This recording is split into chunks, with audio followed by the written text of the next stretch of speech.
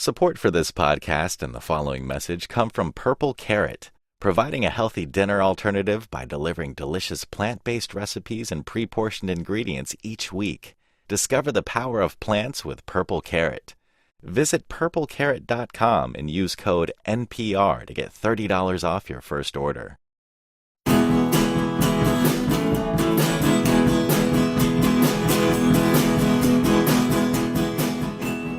Welcome to Pop Culture Happy Hour, our roundtable podcast about what we are watching, reading, and listening to. I'm Linda Holmes. I'm the editor of NPR's pop culture and entertainment blog, Monkey See.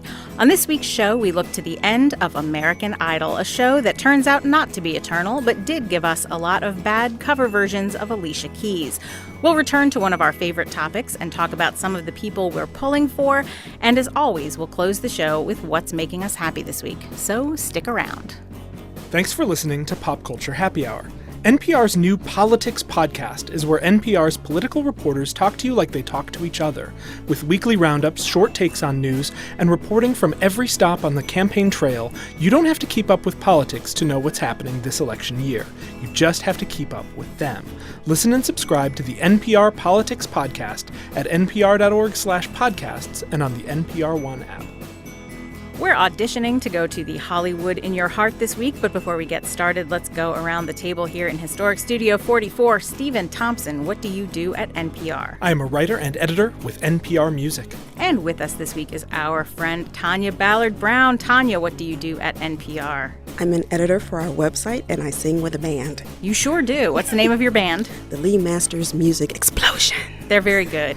And we are bringing back a pal who last appeared on the show in December of 2010, yet another Boston area culture brain, for those of you who like it when we get into that kind of thing, Mark Hirsch. Mark, what do you do when you're in the 5 years between Pop Culture Happy Hour appearances? I write about music for the Boston Globe, and I've written about pop culture for various other publications and outlets, including, on occasion, NPR. That's right. You have been in the Monkey See blog, occasionally edited by me. And also, I should point out, since we last had you on the show, you have acquired a baby. I have, and if nobody finds out that I did, I get to keep it. That's right. That's right. How do you acquire a baby? That's right. He has, well, Tanya. If I told you, they would take it away. Okay. Or the alternative answer, well, when you love someone very much. So this week, we saw the beginning of the end of American Idol, which premiered in June 2002 and is about to fold after 15 seasons. It's changed judges, it's crowned winners, it sparked controversy, and it drove Clay Aiken almost all the way to Congress. Now, I want to start with Stephen for one very simple reason, which is, as many of you know, Stephen and I began our friendship in December of 2004 as internet pen pals. Yep. And we talked about American Idol quite a lot in that first season in 2005, which is the Carrie Underwood season. I mean, early drafts of the concept for this show were that you and I were going to sit around and talk about American Idol. American Idol, that's right. That was our first idea. Our first idea was we'll just talk about American Idol. So when did you approximately give up watching the show? For me, I stopped watching part way through season 10. That was the season that Scotty McCreery and Head Tilty McGee. Head Tilt McGee. And the judges at that time included Steven Tyler. And that was a dark time. It was dark days for American Idol.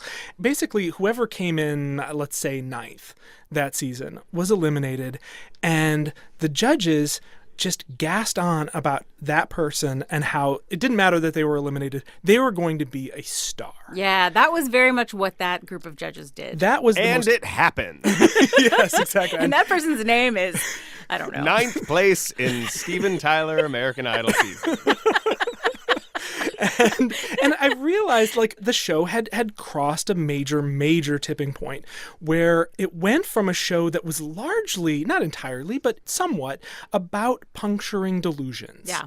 And it went from puncturing delusions to feeding them. Yeah. If you remember what people talked about the first episodes of American Idol, it felt very novel because you had this mean British guy who told bad singers the truth. Yeah. Yes. And you had a bunch of people, in some cases, some of those bad auditions were people who had never been told they couldn't sing. Right. In some cases. And had been told they could sing a lot. Yeah. And in some cases had paid vocal coaches a lot of money, set aside studio time thinking they were going to break big as singers. Yeah. And so part of the show was like the vocal doesn't lie. It reached this point where it lied. Yeah. And it lied all the time, and it lied to the contestants. Well, they no longer had a no man.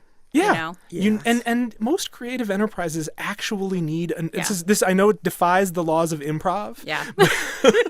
Mark Hirsch, improv veteran, but it's true. But most creative enterprises need somebody I'd like to say, that stricken from the record. need somebody to say like, no, that wasn't good. Yeah. So, TBB, when did you stop watching Idol? When you first asked me this question, I was certain that I had watched season 5. I remembered that Jordan Sparks won. I'm sorry, season 5 is Taylor Hicks. Season 6 was Jordan Sparks. See what I'm saying? So somewhere before then, because I watched from beginning to end, like the first 3 seasons. Yeah. And then I think the next 2, I watched the auditions and kind of faded in and out. And then I guess I tuned in when Jordan won. Yeah. And that was the last time because it just got sort of cringeworthy. Right. Mark, what was your history of viewing? I actually joined it fairly late. I started watching it, I think, halfway through the 3rd season. And I can't actually explain why I started. It was probably just some general understanding that there was this cultural monolith that was not going to go away, and I was just going to keep on bumping my head up against it until I finally submit it to its giant monolithicness. So that was halfway through the Diana DeGarmo Fantasia Barrino season. All right.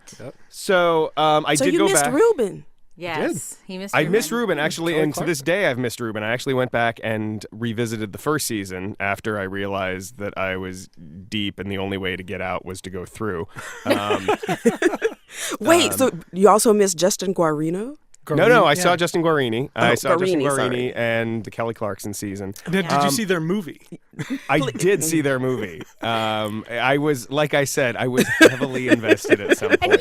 I watched the World Idol 2-night event where Kelly Clarkson, who was brought there to win, lost. And I should point out, you as a guy who writes about music, you have written about shows by former idols. Is this true? I've written about many shows by former idols. I can't remember exactly what the count is. I can rattle them off for you. Rattle off some. Kelly Clarkson, Carrie Underwood, Clay Jordan Aiken. Sparks, Clay Aiken, not a former idol. Second. Well, no, but I'm talking Came in about second. I'm talking about contestants. You went to a Clay Aiken show. Oh, he I did. went to a Clay Aiken show. For work. Yes. My favorite, I was just going to say, my favorite part of that story of Mark at the Clay Aiken show is that he kept telling me about how there was this woman. I need to point out, she was very nice and for the most part seemed very tethered to reality. Exactly. But who kept, grabbing your arm. She had seen him a number of times before as She was following most, his tour around. As many people did. Oh, yeah. Many people The followed Clay Clay makes it Aiken. serious. There was one person who was holding a sign that said, I believe,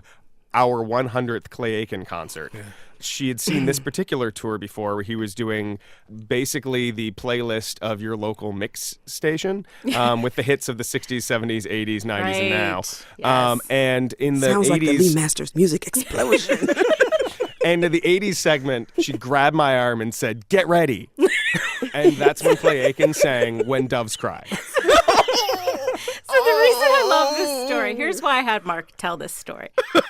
This story is my favorite encapsulation of the particular brand of thing that Idol does. Mm-hmm. For some people, like Kelly Clarkson, it makes you a regular kind of pop star, right? That's what happened to Kelly Clarkson. That's what happened to Carrie Underwood. It's country. For 2 people. Exactly.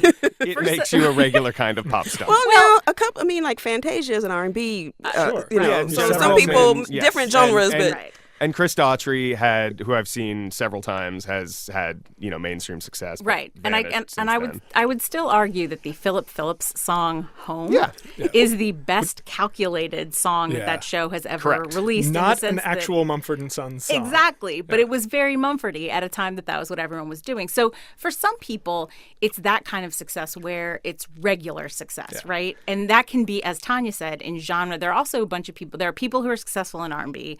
But there are also people who are successful in gospel and country and on Broadway. Broadway, definitely. But there are also these people like Clay Aiken is, and like I would argue, I think Adam Lambert is, although less in the United States and maybe more in Europe, I feel like I read, or in Asia. Lambert, like Clay Aiken, has a fairly narrow audience, but it's very But they love intense, him, and that's what I'm really, saying, really is love that him. people who compete on this show, in some cases, build up these followings that are so intensely loyal that you can work forever.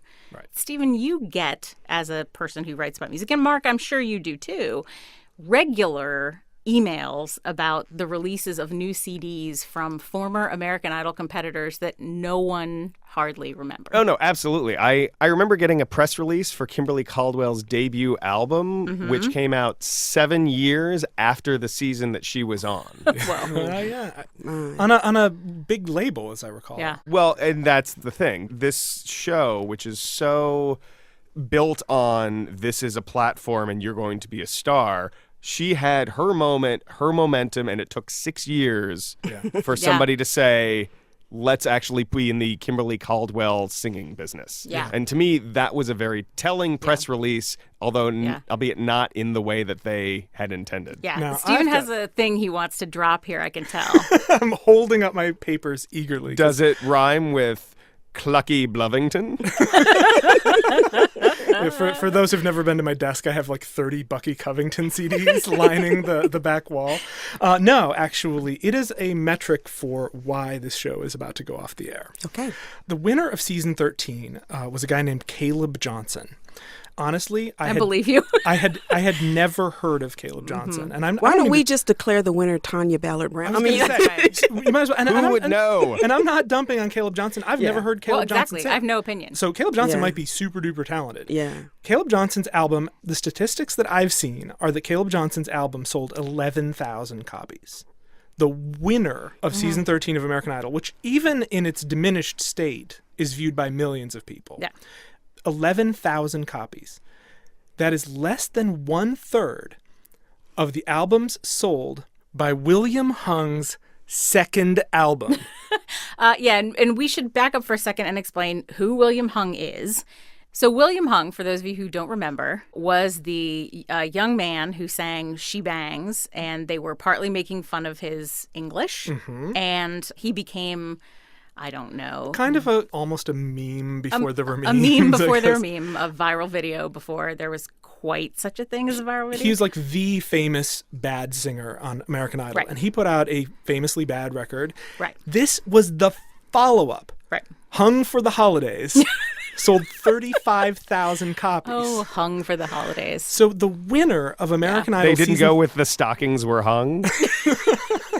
That is good. It's maybe in the liner notes. But Also good. I will confess I've not heard Hung for the Holidays. But when you have the winner of season 13 selling a fraction of the albums sold by like a novelty also ran from season 3. Yeah. That's how diminished it is. Not as a even an cultural force. also ran. He was a novelty never was. Right, because he was, just an auditioner. What happened that Kelly Clarkson and Fantasia and Carrie Underwood and all these people can find their footing? What happened? It's not always clear to me because there are, and here is where, did the industry change? I mean, the industry changed a The bit industry too. definitely changed. Yeah. And it's worth also pointing out that with the exception of Miranda Lambert, who came in, third on Nashville I Star? think that's right. I don't think that there is not a significant other pop star, country star, R&B star who has come out of any singing show. Oh, I don't think... with the potential exception of Fifth Harmony from the X Factor. One Direction did. And Well, Carly Rae Jepsen was on Canadian Idol. But these are foreign singing shows, and so we don't have, as the American viewing public, we don't have the baggage to overcome I think of, that's true. oh, they were on a singing show. They came to us as pop stars. And I mean, there has been, and this is where I would like to at least discuss the actual quality of the singing, because there have been people on these shows who are very good. And when Tanya says, like, why do some become gigantic stars and other ones do not? When I started going down the rabbit hole of kind of listening to clips, I started listening to, Jessica, if you can cue up that Tamira Gray. I'm not meant to live alone. Turn this house into a home when I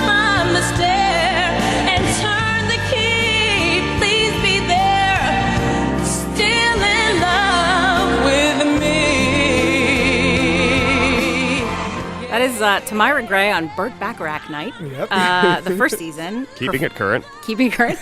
Performing A House Is Not a Home. That is one of my favorite Idol performances. But in that season, she was up against Kelly Clarkson and Justin Guarini. And I did not bring any Justin Guarini, but I did bring a little Kelly Clarkson. I want some hugging and some squeezing and some bugging and some cheesing and some stuff like that there. I want some petting and some spooning and some happy honeymooning and some stuff like that there.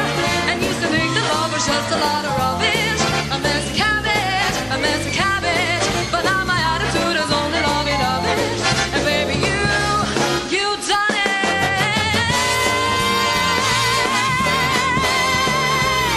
Ooh, So that is Kelly Clarkson on Big Band Night. The thing that I loved about that is that Kelly Clarkson in that moment, that was one of her biggest performances of the season, and it's not a straight radio hit. Right. And so there used to be these really cool moments where you would find out that people could sing, partly because they would make them do something a little bit different from what they normally do. Well, this was the advantage and the disadvantage of the sort of aggressively tightly held theme nights that the show had in the first, let's say, half of its run. Right. Because while you would hear screaming on the internet, which is the only thing that you can hear on the internet, that it's not fair that singer X is being forced to perform on country night because they're not a country singer. What does that prove? You also end up sort of separating those who can sing anything. Right. Like, I would argue, Kelly Clarkson could sing anything. Right. And that was an example that you just heard right there. From people who could do their one thing specifically and maybe do it well, maybe just do it loudly. Right. But in the first, 7, 8 seasons or so, they stuck very closely to having those theme nights, and they did not allow the singers to game those nights. Right. If it was Stevie Wonder night, find a Beatles cover that Stevie Wonder did and do We Can Work It Out. Right. Because that's cheating. Right. Well, you Exactly. had Chris Daughtry, a rocker, managed to turn everything into Honga Donga Dang. That's true. So if he was given That's true. Stevie Wonder night, it'd be like, "Hand us gold." True. All right. I want to hear where Tanya's going. Well, I was with just this. going to say in reference to doing the arrangements. So when I was doing my cabaret act, it was That's how I called, excuse me, my cabaret act. It was not called Just Tanya, no. Tanya Ballard. What's it called? Tanya Ballard Blue. That'd be great, though. And I was working with a music director. One thing he said about doing different arrangements is because, for example, when Kelly did stuff like that there, you don't want people watching you and listening to you thinking about Bette Midler. Right. You want them to appreciate what you're doing. So I can see doing different arrangements to try to not make it seem like you're doing karaoke and trying to sing exactly the very exact same notes. When they were doing that, obviously they seemed to be able to surface people who ended up having careers in business, because you said you found the people who could sing across genres. Mm-hmm. When you have people who do change those arrangements up, sometimes you get a very unexpected Is this going to be Blake thing. Lewis? Is No. I know exactly which one you're going to play. You get a person who takes a song and it's in a style and it's different. I need that Chickasee clip. Turn me on when I feel lonely. People tell me that she's only fooling. I know she isn't. She don't give boys the eye.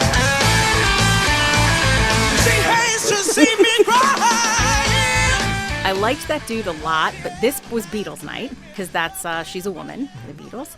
And that performance... B-side of I Feel Fine. Thank you, Mark. That performance starts with him sitting with a kind of what would you call it, a jug band? It's a sort of... It's sort of an Appalachian kind of bluegrass string band. Thank you. He starts off like that, and then it turns into this big kind of loud, and he's running all around the stage, and it's really cool, and it was really unexpected. And so when you get people who do something that's out of kilter, sometimes you get something that's really cool like that. We've been talking about genre a lot, and Tanya, you posed the question of what happened. I remember when this show first came on the air, my big objection to it, my bafflement with it, it was running 17 years behind what actual hits on the radio sounded like.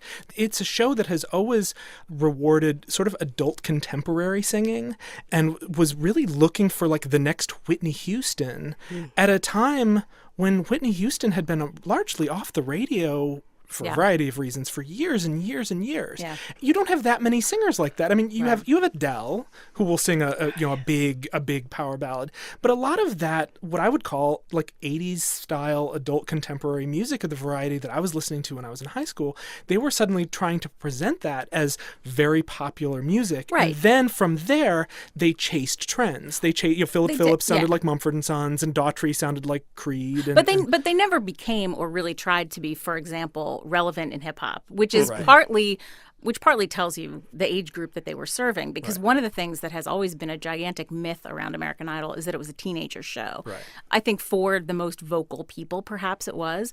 The reported average age for that audience was like 45. Right. It was not it was never a little kids show. It was always something that moms and grandmas and people like that watched, and it was not a teeny bopper show. Right. And had it been really trying to chase a young audience, you would have seen it interested in more actual popular music. Right. I don't know. And we're not going to get into, obviously, there's a million things we can't even get into the fact that for one season, Nicki Minaj and Mariah Carey were judges. That's right. I forgot all about that. Yes, the shade, honey, the shade. Yes. And that was the final season that I watched.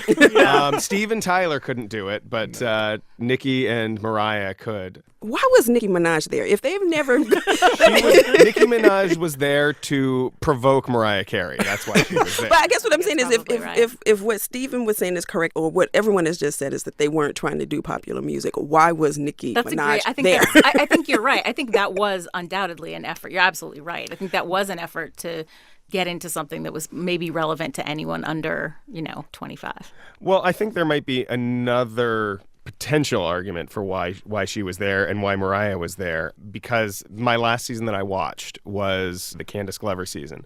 And that followed, I want to say, 5 straight seasons where the winner of American Idol was a young, cute white boy with a guitar. That season, the Candace Glover season, was a season where you could watch the show straining mightily to produce a female winner. Yeah. They, in the top 10 that they selected, the 5 men were so uninteresting compared to the women, who were not necessarily fireballs of charisma as it was.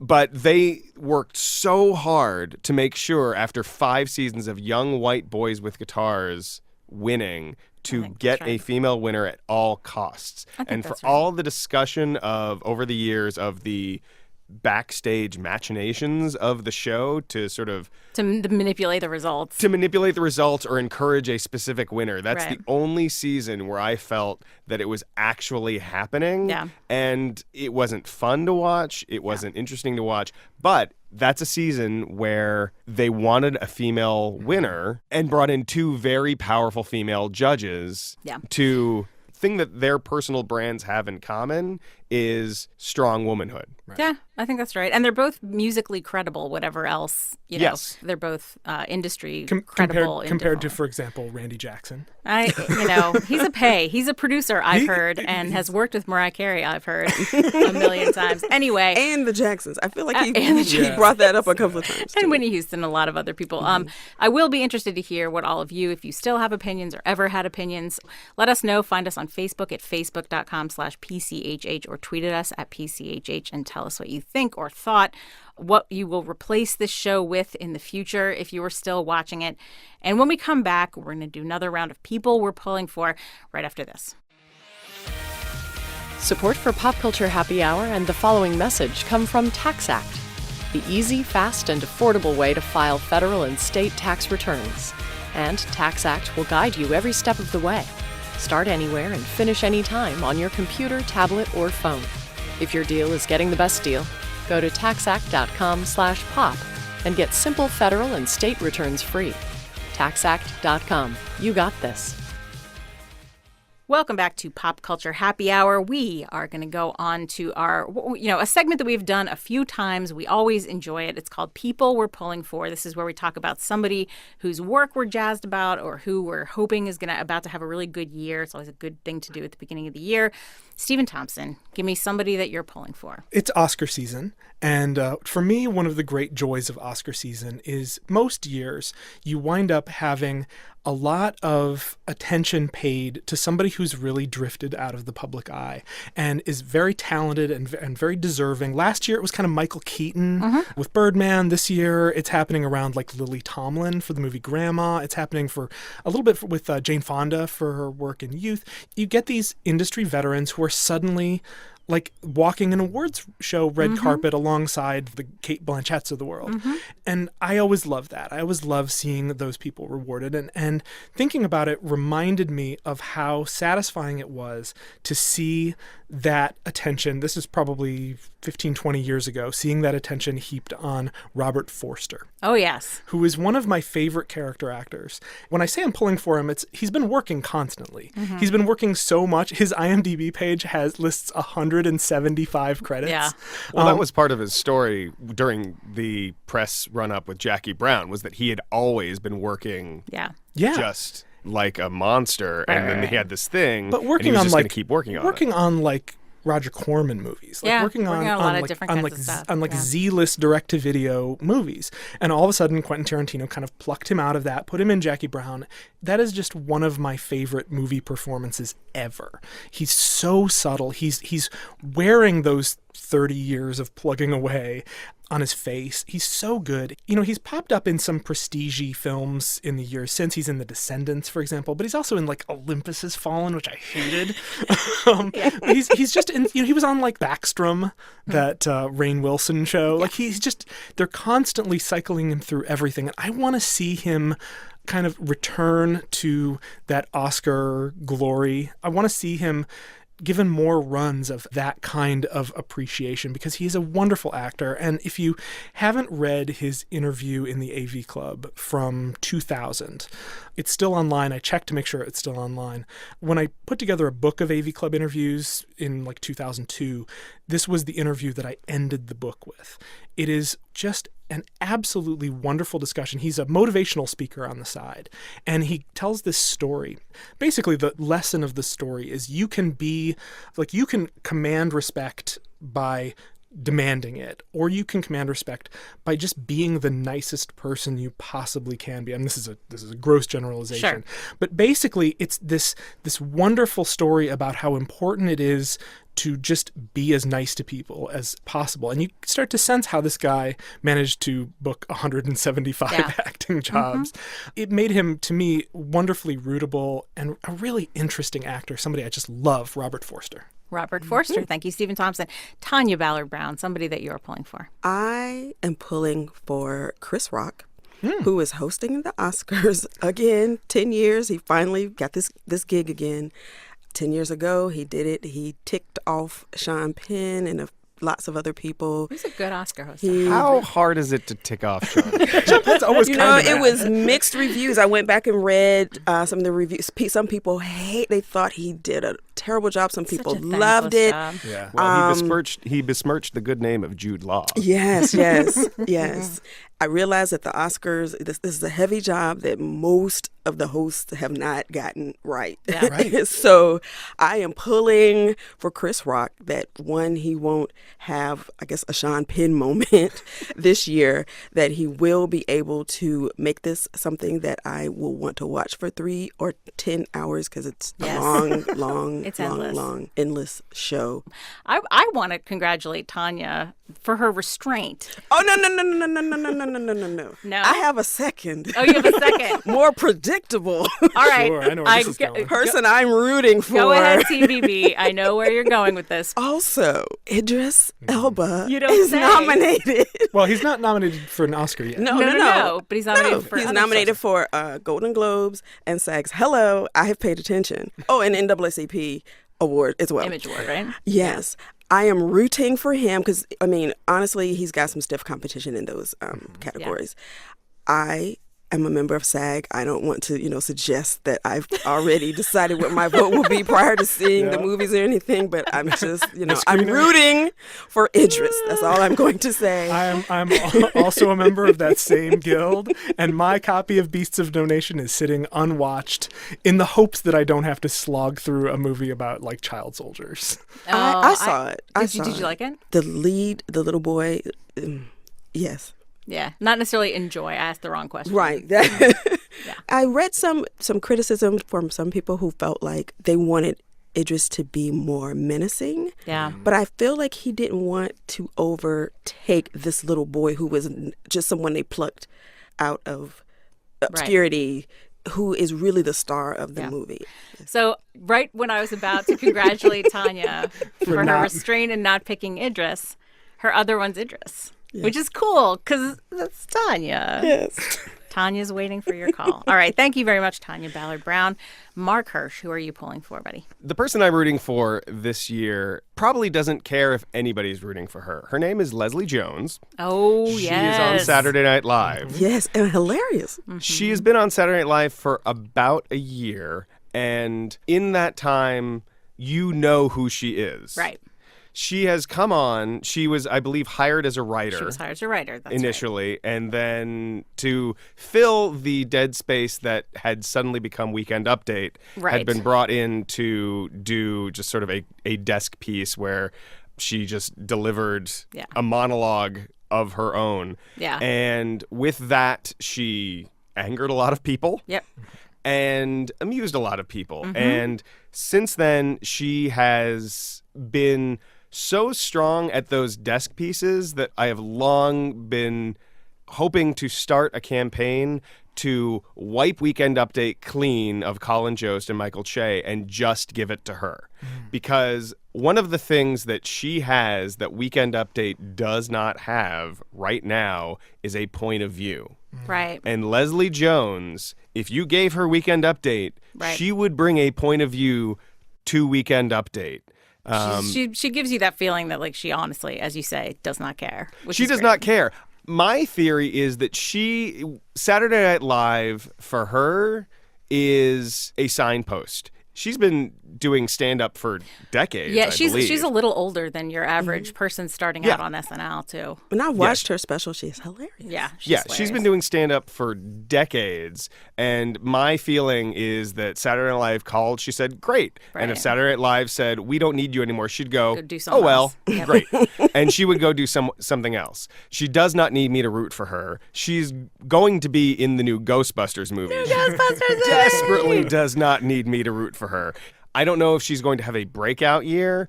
I hope we see a somewhat increased Leslie Jonesification of the culture in 2016. Thank you very much, Mark Hirsch. My pick, the person that I am pulling for, is Rashida Jones.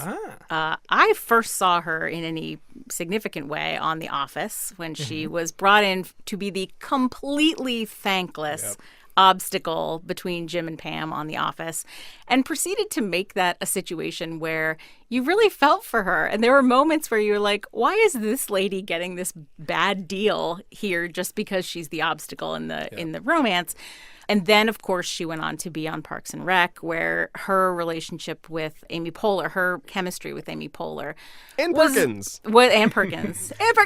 was one of the most important pieces of that show. And she also had a wonderful comedic chemistry with Rob Lowe, and she just was fantastic, and with Chris Pratt. Yeah. So she was fantastic on that show. She is about to appear later this month in a show on TBS called Angie Tribeca, which I have just started watching. It is essentially a police squad-y send-up of cop shows. Sold. I have only started watching it. They are going to broadcast it 25 episodes in a row or something like that. They're essentially doing a binge on TBS, which on the one hand, you're like, cool experiment. And on the other hand, you're like, are they burning your show? But I just started watching it today. It's really funny when Glenn talks about joke density. This show has a lot of joke density. It's one of those things where one of the cops, his partner's a dog, but like they just call the dog by a name, and they never reference the fact that it's a dog. They just talk about it and to it like it's another cop. And it's a very weird running gag. But there are a bunch of it's one of those shows where you'll have a thing where the guy comes into the evidence room and the forensics lady is like carefully looking at a piece of evidence and the cop says, "Are there any prints on it?" And she says, "No, I wiped them off." It's just one of those dumb, like police squad-y, airplane-y kind of, you just know there's going to be another joke in 3 seconds if you don't like that one. So I kind of dig the first one, right? It's early, but I would love for that show to be really good because I do love her. And I remembered after I started thinking about this, I often credit Brooklyn Nine-Nine for being the time that I figured out that I could like Andy Samberg. Sure. Yes. But in fact, the first time I figured out that I could like Andy Samberg was when he played opposite her in Celeste and Jesse Forever, which is a movie she also wrote, which is about this couple that breaks up and then there's kind of it's a long-running romance. It's a really good movie. If you've never seen Celeste and Jesse Forever, it's kind of one of those movies that's floating around that a lot of people haven't seen who would really like it. She's really talented and interesting. She's also currently in a Verizon commercial with Peggy Lipton, who's her mom in real life. Her parents are Peggy Lipton and Quincy Jones. She comes from good stock. Yeah.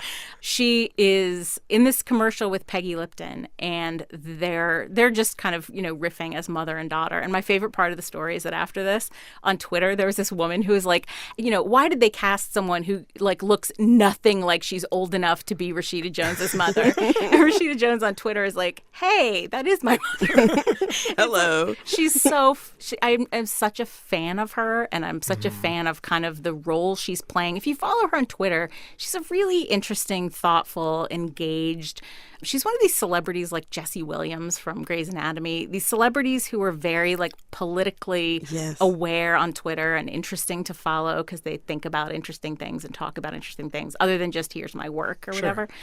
I'm very interested in what she's going to do.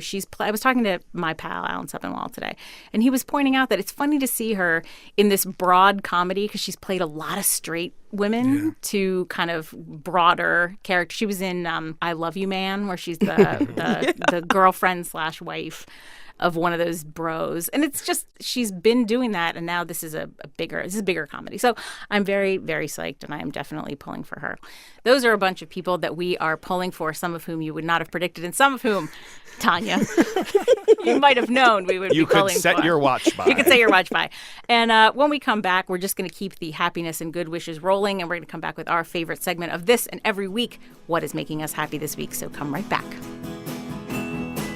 Thanks for listening to Pop Culture Happy Hour.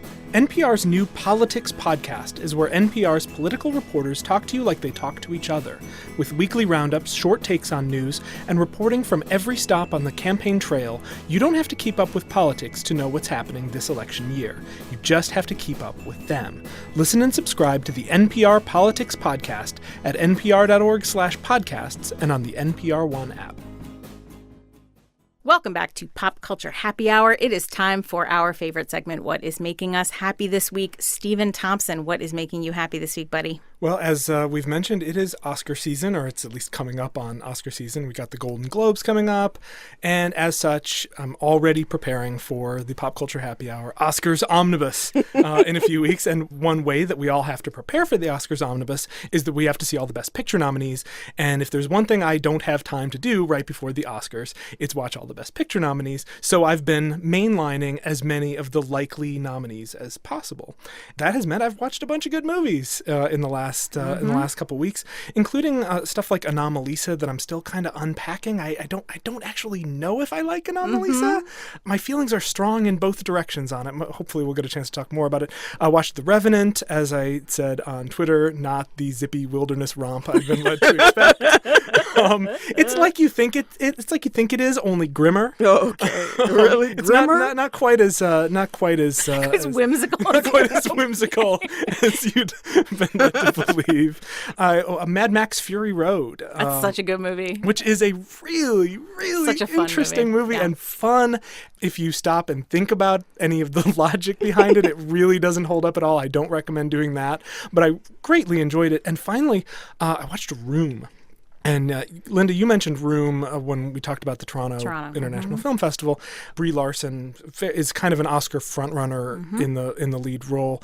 Is a beautiful and really moving and kind of troubling movie. I don't want to spoil anything, but I love the way they pace out the events of the film. There's a very key thing that happens, and they decide to make it happen right in the middle of the movie. So you get the build up to it and the aftermath of it, and both of them are equally important, and both of them are equally thought-provoking. Yeah. That is a terrific movie. Definitely one of my favorite films of the year. Yeah. A lot of good stuff. This is the time of year when they kind of dump all the good stuff. I've been just gobbling it up. So Stephen's been seeing lots of movies. Thank you very much, buddy. Good pick. Tanya Ballard-Brown, what is making you happy this week? Well, Stephen has been doing what actually I should be doing, watching these movies, but I was like waiting to get them in the mail and then the download and all that kind of stuff. I have been catching up on Netflix shows, and so I watched Master of None, and I finally got around to Jessica Jones. I loved Jessica Jones.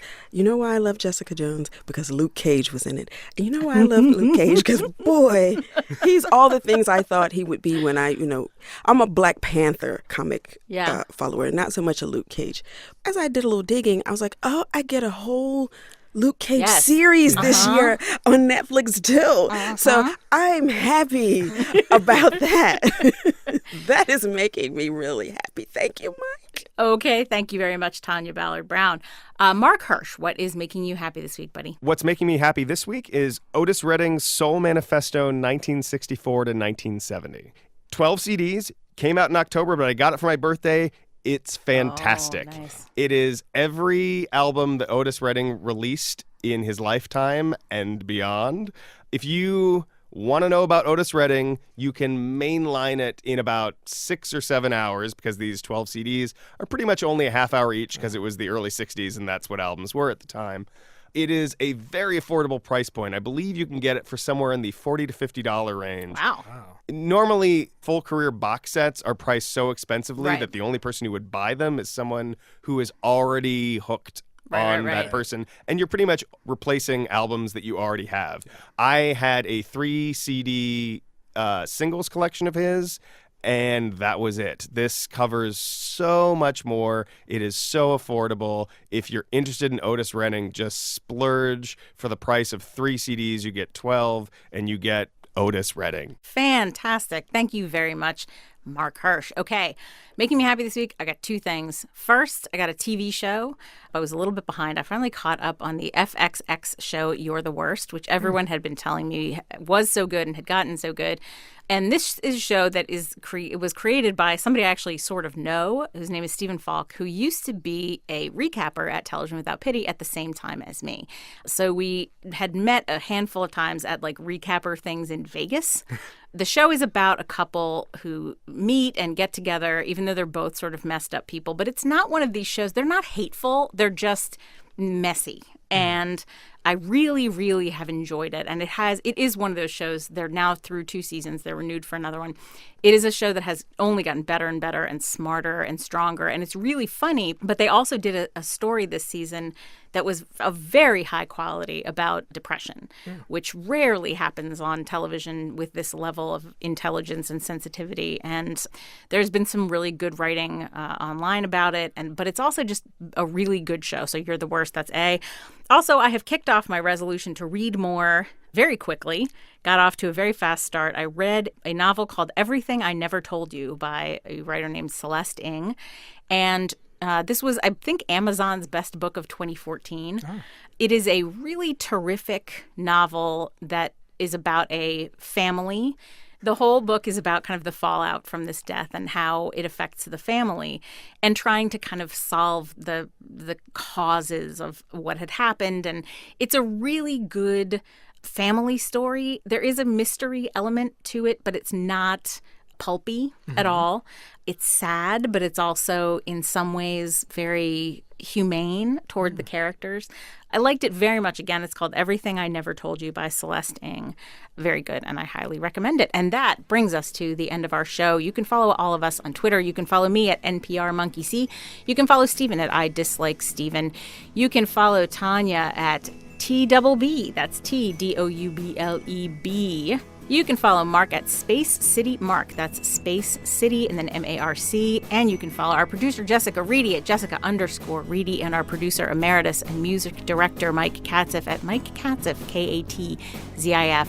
Mike's band, Hello Come In, is not Tanya's band. It is the band that provides our in and out music, which you are tapping your foot to right now. So thanks to all of you guys for being here. Thank you for having me. Thank you for having me. And thanks to all of you for listening, and we will see you right back here next week.